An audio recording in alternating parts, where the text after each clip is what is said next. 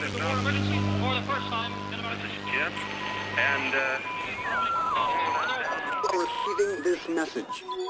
We are Ken Jennings and John Roderick. We speak to you from our present, which we can only assume is your distant past, the turbulent time that was the early 21st century.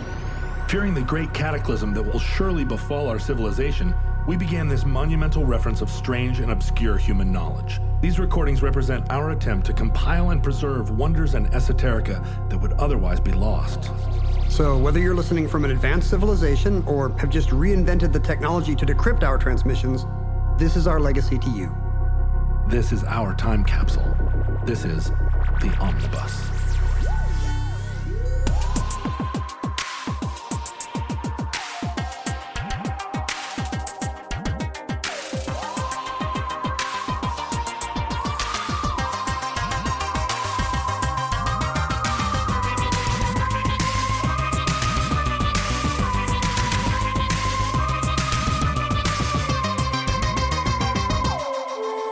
You have accessed entry 1411.LV2025, certificate number 29158. The Washing Bear. All the raccoons participated, whether they could transform or not, and together they generated and focused phenomenal quantities of power. That night, the fighting spirit of the raccoons was greater than ever. In fact, their enthusiasm was so boundless, they began transforming into a parade of frightening specters long before they reached the human city. Do you have raccoon encounters as part of your Northwest self mythology? It's not even part of my self mythology. It's actually just part of my residence. There are raccoons in the backyard. They wander around at night, looking in the trash. When we laid down sod in our front yard last time, we would come out in the morning and find each square of sod lifted up in one corner. Sure, they were looking. They thought you were hiding money under the corners, like my grandmother used to do with her. She had money under her sod? Oh. No, she would keep money under the corners of her rugs because she didn't trust the banks. These were probably raccoons that knew your grandma, and I think they were probably looking for grubs. Yeah, I don't know what grubs are, but they're probably under squares of sod. They eat all kinds of invertebrates as part of their diet, worms and creepy crawlies.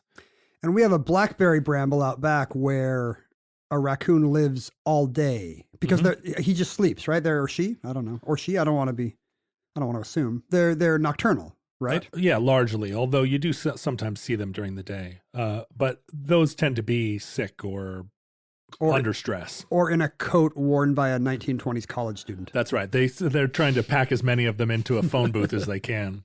Are we going to talk about raccoon coats? I have an upcoming episode of the show where we talk about the college fads of the 1920s.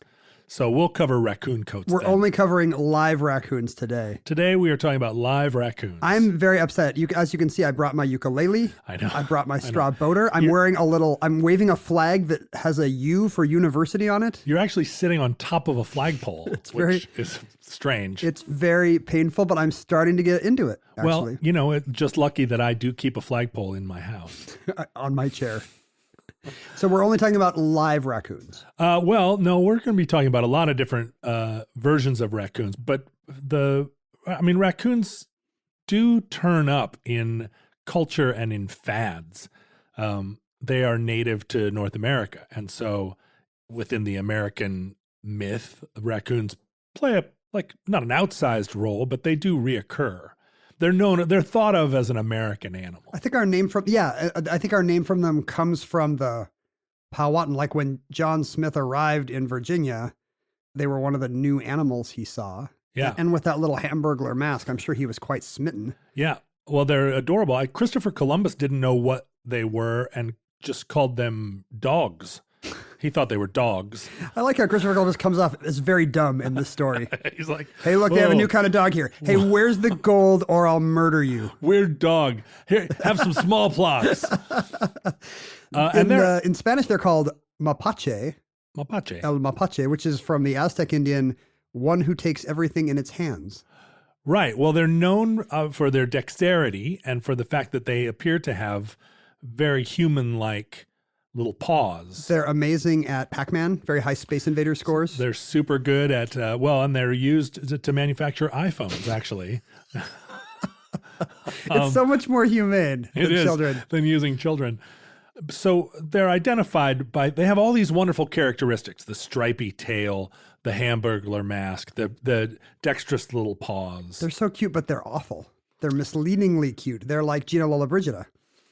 Gina Lollobrigida is like universally both cute and wonderful. There's no downside to her. They're like Megyn Kelly.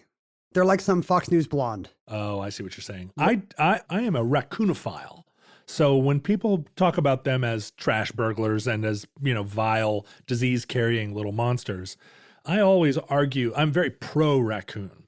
Well, so I was going to say they're kind of mean, but maybe I should put it a different way because I don't want you to think I'm racist against your hobby. Mm-hmm. They are fearless. Let's put it that way. Like they would come up to our back door of our house and, I don't know, eat my dog's food or something. Absolutely, they would just kind of maraud. They like to maraud, I think.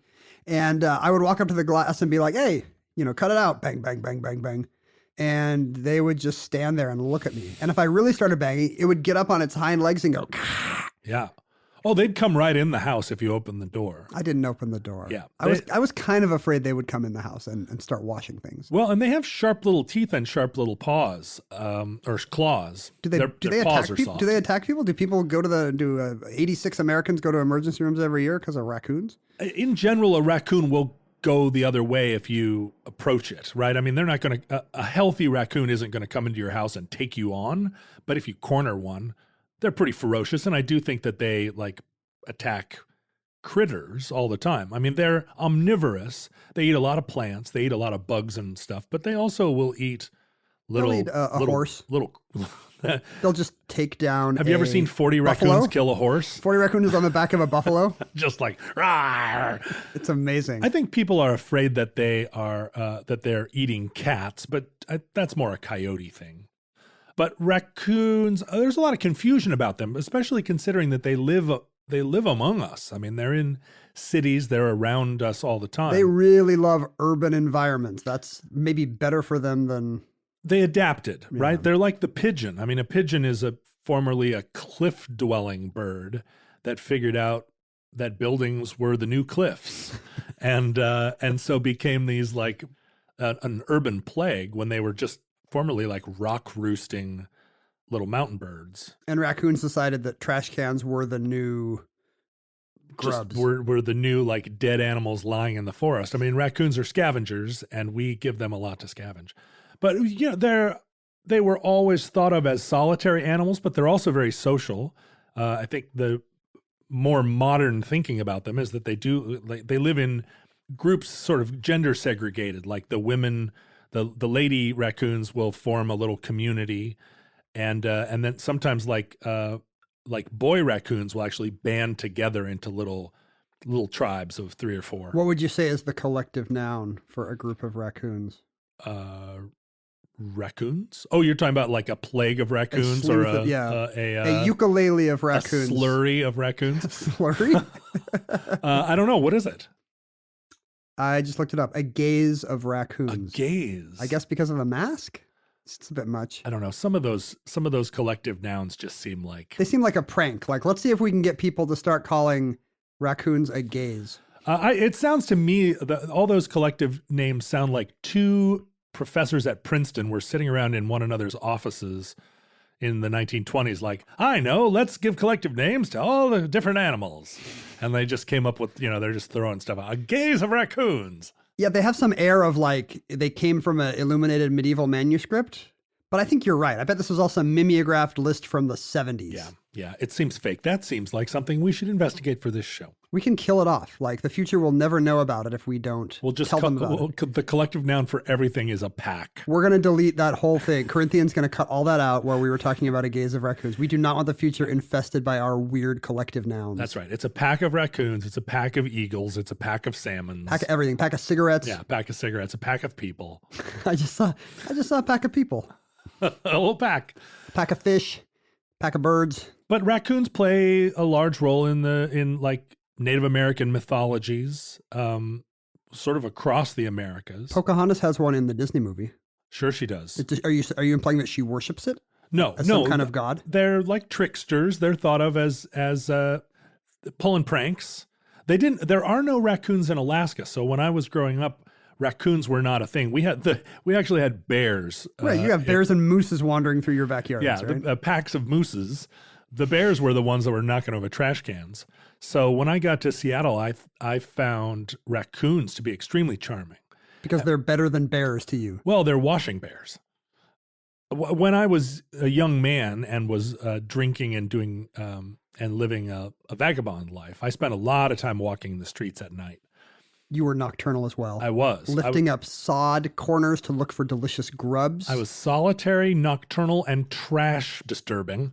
And raccoons and I were, we were vying for the same coffee grounds. You're in the same ecosystem. But I met raccoons coming through the rye all the time. And was it like the Looney Tunes cartoon where the coyote and the sheepdog are like, "Hey Sam, hey Ralph." Well, there be were like, "Hey John, hey Rocky." There were some extraordinary encounters where I'd be coming up the sidewalk and a big raccoon would be coming the other way, and we would stop and appraise one another, and the raccoon would sit up on its hind legs and do that sort of head bobbing, weaving thing that raccoons do when they're... That's more interaction than I've ever had on a Seattle sidewalk with a human. Well, that's true, right? He didn't bury his face in a newspaper. He or she, we would...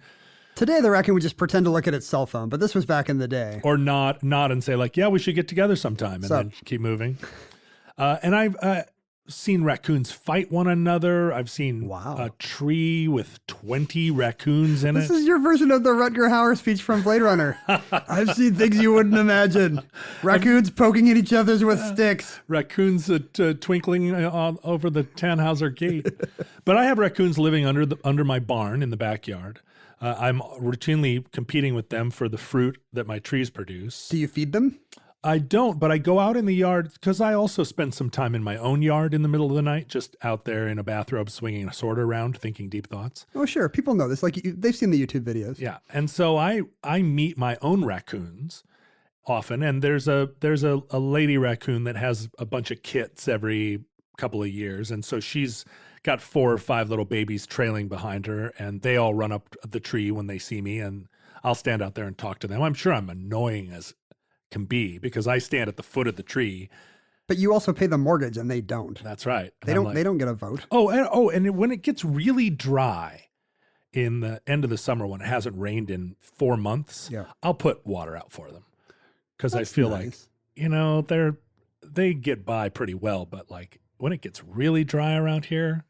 And one of the reasons is I put up a swimming pool one time and I came out in the middle of the night and it was full of raccoons. Like dead bodies? No, they were just like, yay! Pool party! And I realized, oh, sure, they have to be parched. Well, they do like water, right? Well, so they're one of the reasons they're called the washing bear. You're just asserting they're called the washing bear. I'd just like to say for the record that I don't think they're called the washing bear. They're called raccoons. They are called raccoons, although their Latin name is Procyon lotor, which means one who washes. Which means lotion dog. It means lotion dog. Actually, lotion dog was when I ski raced a lot, that was my name. I still remember in high school renting Lotion Dog 6. They wouldn't let us have it without an ID, but... I had it embroidered on the back of my satin jacket. But they're known for washing their food. And it's one of their sort of characteristic moves. You give them something to eat and they'll take it over to some water and wash it off. And you're like, classic raccoon. Look, it's doing its thing. There it is. It's washing its food. In German, they're actually called the, how do you pronounce this? Waschen. Waschbar? Waschbar. What's an A with an umlaut? Bear? Waschbär? Waschbar. Burr. You're just making up vowels now. No, it is. It's an AE sound. Waschbär. Waschbar. So they literally say, hey, look, it's a wash bear. They do. And the thing about raccoons in Germany is that they are an invasive species. They were imported to Germany initially in the 1920s. In the form of a coat, a college coat. Well, as a fur-bearing animal, right? They were imported there as a kind of like, oh, this is another great fur-producing critter like a mink. And let's talk about how Europeans just love the Old West. so much, like way more than us. They really do. They fetishize it. They fetishize the Native American. They fetishize cowboy culture. Like 50 years after American children have given up on the cowboy, there are still cowboy and Indian comic strips in Europe. There are cowboy and Indian themed bars. There are people in Belgium that live in teepees. There are. I'm not kidding. And they think that the Dukes of Hazzard theme is a big pop homeless tune. problem in Brussels, but I don't know. No, they have like encampments where it's a strange amalgam of country and Western music, like this sort of hagiography around the lost Native American peoples who are the noble savage. People. And then there's biker culture connected to it, which is also like rebel culture. There's a lot of Confederate flags in this sort of European subculture. It's a strange American goulash, but it's very progressive about Native American rights, but strangely also like really into cowboys, guns, and Confederate flags. I guess to them, country music would be like world music, right? It would be like us hearing like, weird kind of Balkan gypsy stuff or mariachi music and just thinking like, it's so exotic to be in that part of the world. Whereas we hear country music and to us, it's the opposite of cosmopolitan globalism. Well, the thing about American culture is it's not analogous to like in terms of its exoticism to like the music of the Amazon rainforest. Because it's so big. Everybody's heard American music, and country music feels like a subset of rock and roll, but one that, in a way, they see country music the same way that country music consumers in America see it, which is that it's got integrity, it's closer to the true experience of the working class. It's You're still imagining a world where people think of country music as people enjoy it for its rootsiness and not for its bastardization pop with a fiddle. Yeah, I think when you consume it in Belgium, you're doing it through a couple of different filters. Or in Germany, in American culture, right? There are Harley Davidson gangs in Sweden, and whatever hoops they have to jump through in order to turn that into a local culture, they manage. I think probably in the same way that, well, it's not the same way that like the Swedish American Hall here has a culture around it, because those are all Swedish immigrants or sons of Swedish immigrants. Mm-hmm. Whereas your biker country culture in Sweden, it's kind of an imagined fetish version. Yeah, right. And maybe it's like anime culture here. That's exactly what it is. Where kids are like, oh, I'm Japanese, like Weefei. I know. Weeaboo. No, they don't say weeaboo. No, weeaboo is the name for an obsessive American who's superficially obsessed with Japanese culture. Well, I know, but it's actually kind of a slur. Right. Yeah. I'm sorry. I didn't mean to offend the otaku. I heard Teaboo for one of these people that just watches like British murder mysteries and Downton Abbey. Oh, that's cute. You're a Teaboo. But the association of raccoons with Western culture comes from, Davy Crockett's cap. Right. Well, and also importing it as a fur species into Europe in the 1920s was somewhat related to the raccoon coat. Fur coats are an important part of surviving the winter in a pre-Gore-Tex culture. And lots of Europe is cold in the winter. Yeah, there are only so many sable, and raccoons grow fast and are big and are cheap, and their fur is warm. It looks pretty good. It looks like pretty good fur. I'm no expert. It's good fur.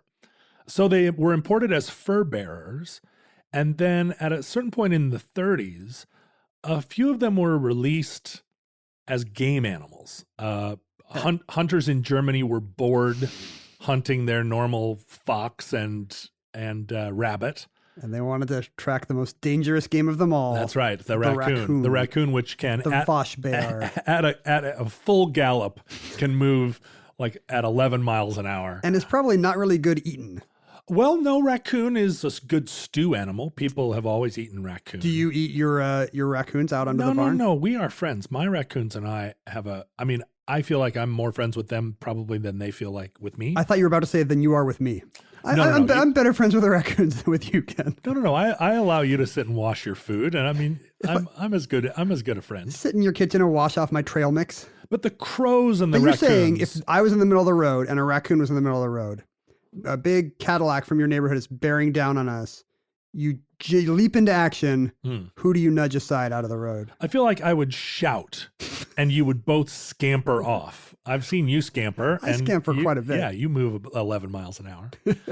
But there's a myth in Germany that actually Hermann Goering released a bunch of raccoons into the forest as a sort of like sport, like let's create raccoon hunting as a new sport, and that's, I think, untrue. How many minutes, by the way, before we got to the Nazis? 20. 20. Yeah, That's about par. 20 minutes before I refer to Goering or Himmler.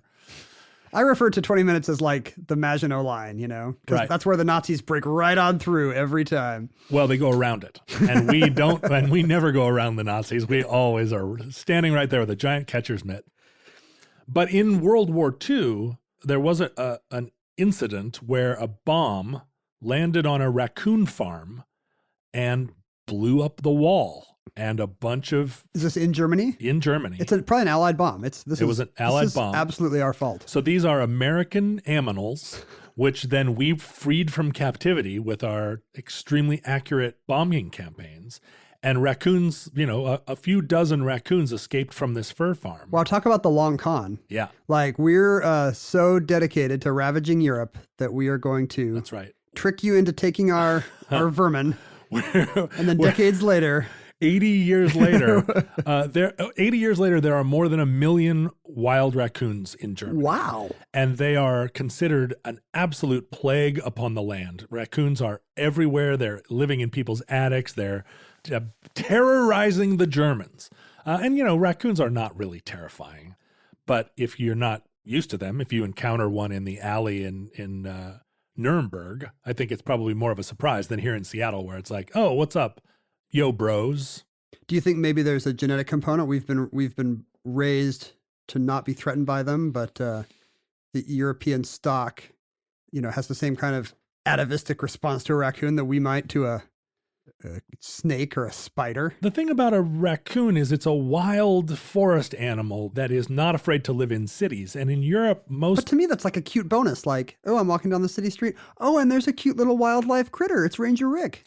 It's super cute, but I think Europe made a real point to exterminate all of the animals that might impede human progress, right? There are no wolves in Europe anymore. And Germany in the past has taken a very wide stance on what kinds of things you exterminate for the betterment of the species.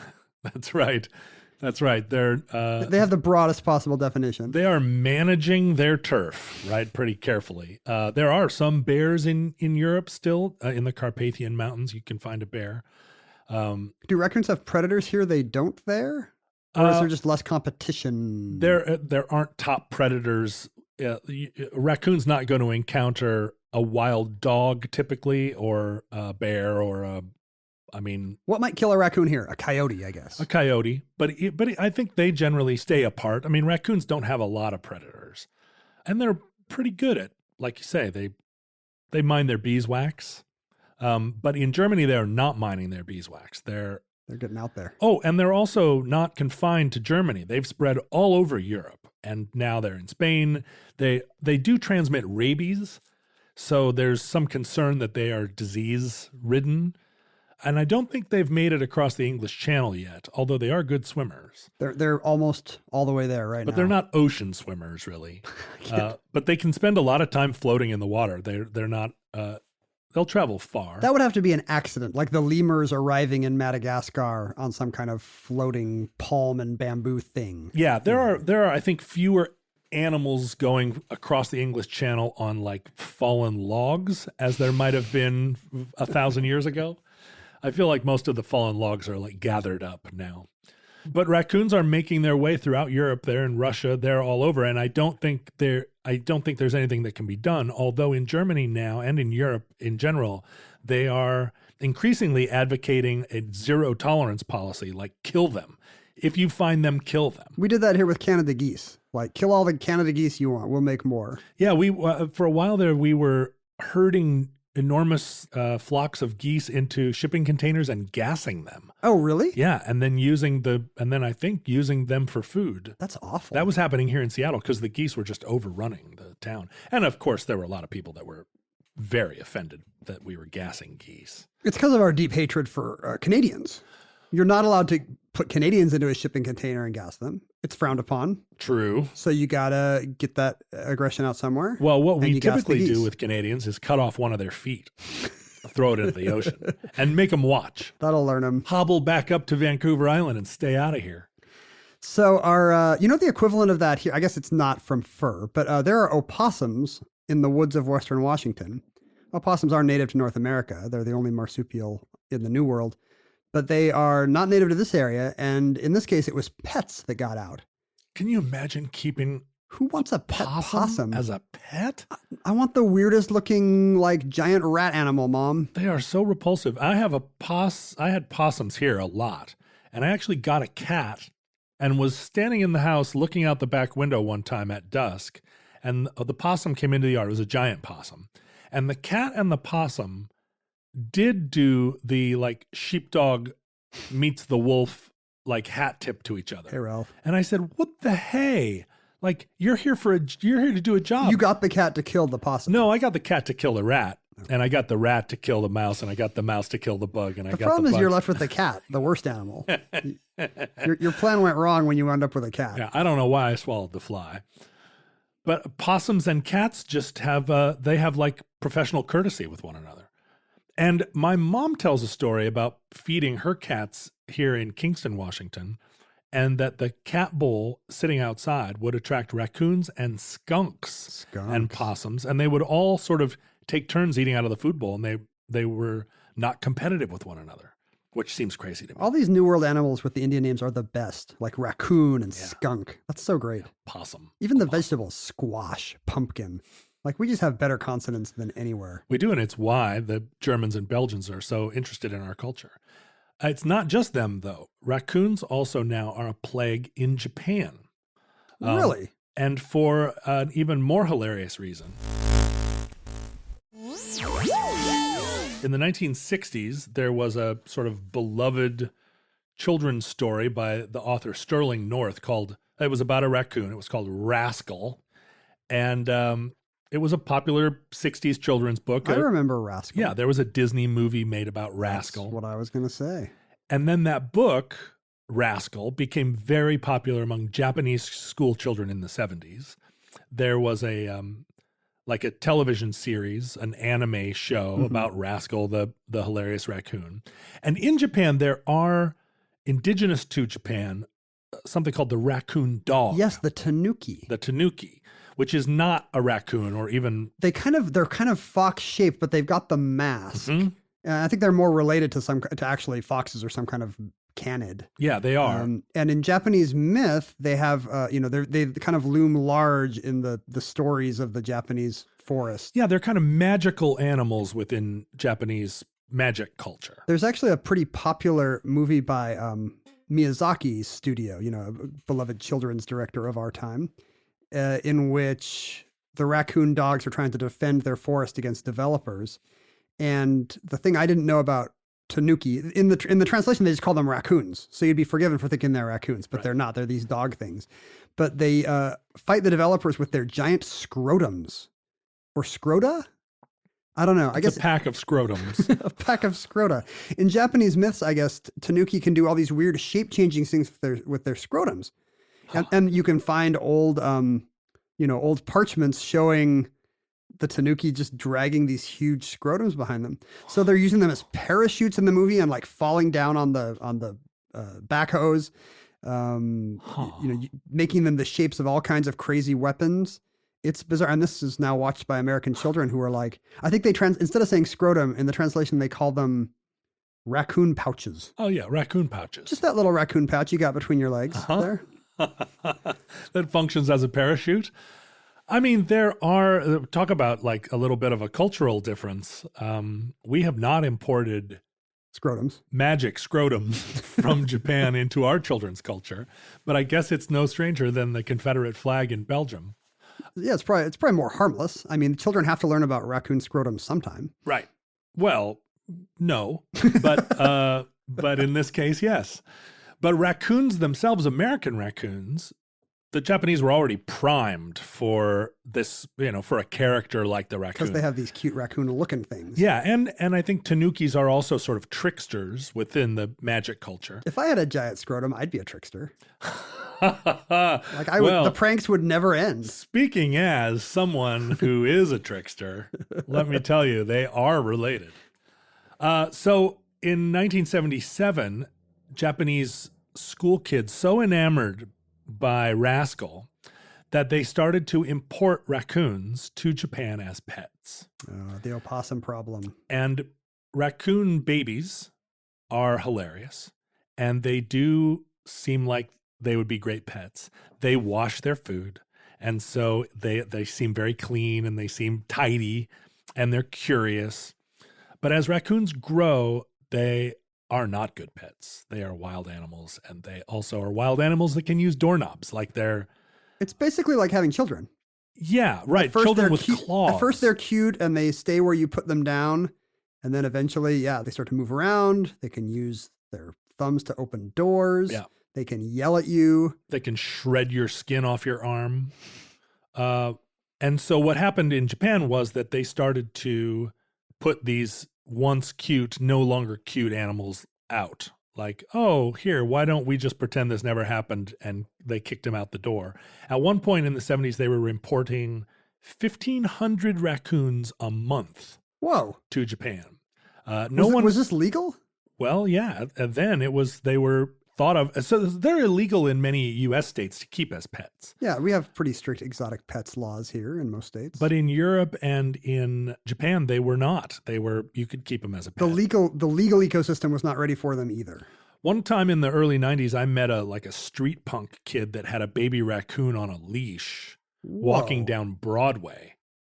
And I thought, street punks they're not renowned for their decision-making prowess. And this is an example of a thing that's going to go horribly wrong for both of these creatures. But the raccoon, I think, will survive it better than the street punk. Today it's ferrets. All the hipsters making bad pet decisions get ferrets. Ferrets are so smelly. They're awful. The thing about we're really insulting a lot of kinds of animals without knowing what the future of the species is. Maybe we should be careful with our. I'm 100% sure that whoever our listeners are, some of them are ferret owners who are even now composing kind of angry letters about how Dear great sirs, ferrets are. Yeah. we understand your recordings are all in good fun. That's right. But the fun ended at minute 28 of your most recent episode. When you slurred against the noble ferret. My pet ferret, Sir Walter Raleigh, appeared to understand what you were saying and reacted in a shocking manner. The funny thing about raccoons washing their food is that it's actually not true. Wait, the wash bear doesn't wash? No. And it's not a bear. It's not a bear, and it does not actually wash its food. But what's interesting is studies showed that if you gave a raccoon, they don't wash earthworms, for instance. Oh, it depends on the food? Well, and if you gave them food but they didn't have water, they would still do the same motions, the same sort of washing motions with the food, but just with no water, dry. So they're just OCD, basically. What it is that they have incredibly tactile hands. So sexy. Their number one sense is their sense of touch, in particular in their palms. And so they turn things over in their hands to identify them. They identify them not by smell or by sight, but by manipulating them. And what water does is it intensifies the sensitivity of their palms. So they get water on there and it creates a kind of electrical, it causes the little hairs on their hands to kind of stand up and become more sensitive. So they use water, but as a tool to feel things. They're foodies, basically. It's kind of like taking a sniff from the bouquet of a glass of wine. Right. They just sort of put or taking a selfie of your beautifully plated, whatever it is.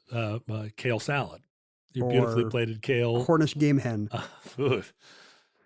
They will also wash things they're not going to eat. Oh, just to stuff? Just to see what it is. And I think it took people a long time to figure that out because it just seems so natural to us that they are washing. We understood the gesture, and so we put a kind of anthropomorphized rationale to it, or we saw it, but not for what it actually was, which is a sense that we don't have it in such acuteness. I like the idea that you will appreciate your food more if you just play around with it in your fingers first, because kids do that. I'm going to start doing that at restaurants. Like, I'm just going to dip both my hands into my fettuccine and kind of wiggle it around, really enjoy all the sensations of the pasta. Although I don't like having grease on my hands. You're not a lotion dog? No, I go to the bathroom immediately and wash off any kind of greasy feeling. You're a wash bear. I am a little bit of a wash and That's what the gay community says about you. That's what you can tell from the handkerchief in my back pocket. And that concludes the Washing Bear. Entry 1411.LV2025, certificate number 29158, in the omnibus. Listeners, if you're still tuned in at this point, you are obviously not future raccoon or ferret mutants who have been offended away. Well, I think a future raccoon mutant might think, yeah, it's about damn time our story was told. It's true. If I was a raccoon mutant, this would be my favorite podcast ever. Yeah, but if I were a ferret mutant... He's listening to This American Life, and he's like, this hardly is ever about raccoons. Yeah, right. If ever. What about this is of interest to raccoons? It's called This American Life, but it should really be called This American Not Raccoon Life. So yeah, this is now your new favorite show. Congratulations. Welcome home. And also, ferrets, we will do a show about you, and we will restore your good name.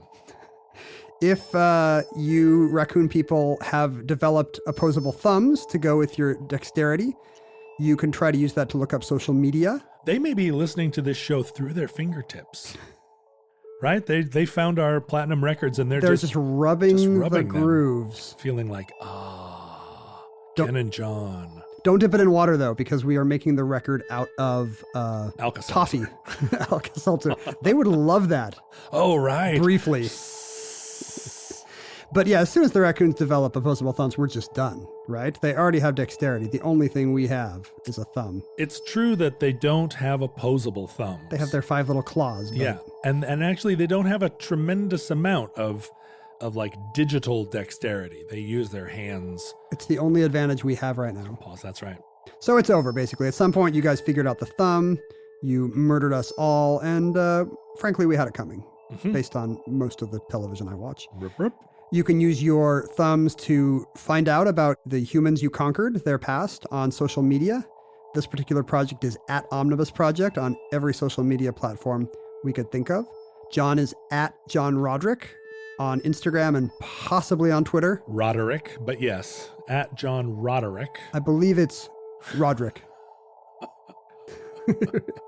Roderick. I'll destroy you. Is John also 3 syllables? Jahan. John Roderick at... Just because you have the most bland Anglo-Saxon name.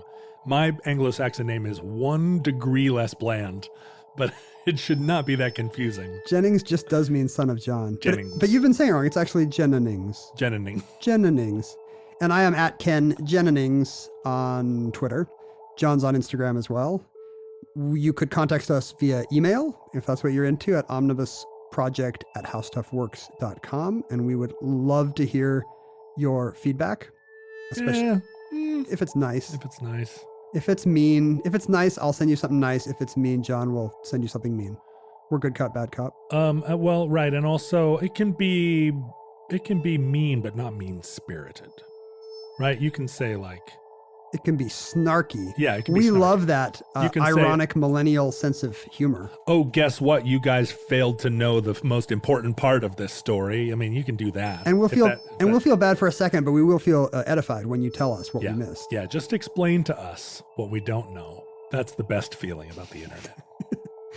And also, why don't you give your P.O. box so that if they want to send like gifts.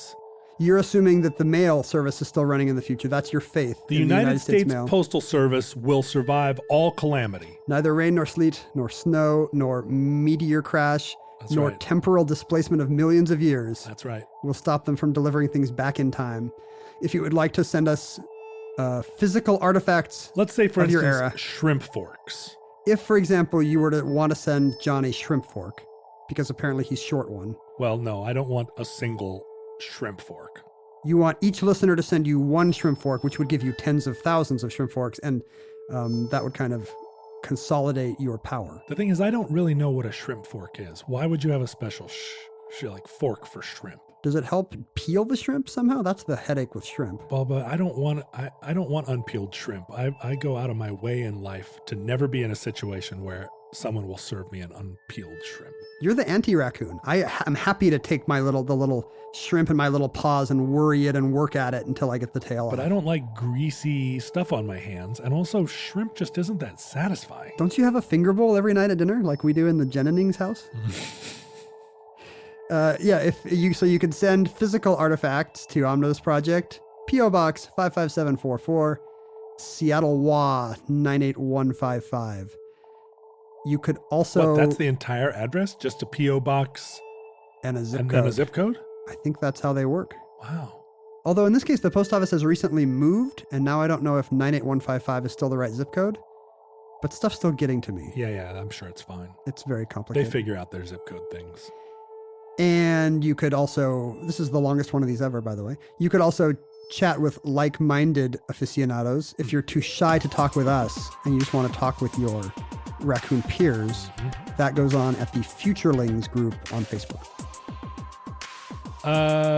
Future packs of creatures. We have no idea how long our civilization survived. It seems like we are hanging by a thread. We hope and pray that the catastrophe we fear may never come. If the worst comes soon, this recording, like all our recordings, may be our final word, but if Providence allows, we hope to be back with you soon for another entry in the Omnibus.